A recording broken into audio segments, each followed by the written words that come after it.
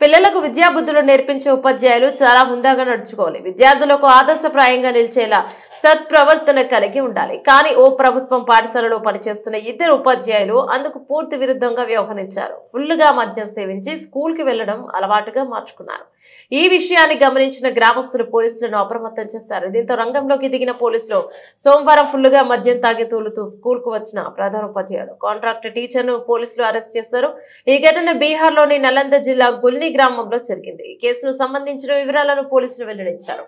Head master Nagendra Prasad, contract teacher Subodh Kumar ను arrest చేశామని, ఫుల్లుగా తాగి స్కూల్లో వేరే చేష్టలకు పాల్పడుతున్నారని తెలిపారు.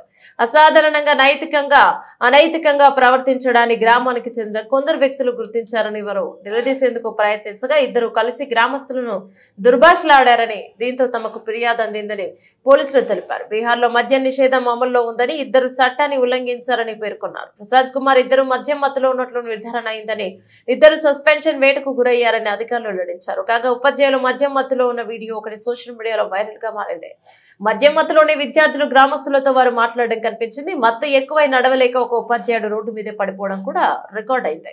దీంతో అతన్ని వ్యాన్ లోకి ఎక్కించుకొని పోలీసులు తీసుకెళ్లారు. అరెస్ట్ చేసిన పోలీసులను తాగుబోతు మద్యం మత్తులో ఉన్న ఇద్దరు ఉపాధ్యాయులను అరెస్ట్ చేయడానికి వచ్చిన పోలీసుల్లోనూ ఒకరు మద్యం తాగి ఉన్నారని గ్రామస్తులు మండిపడ్డారు.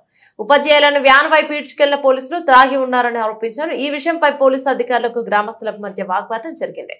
దీంతో సదరు పోలీసులు అక్కడి నుంచి తిరిగి పోలీస్ స్టేషన్ కు పంపించేశారు.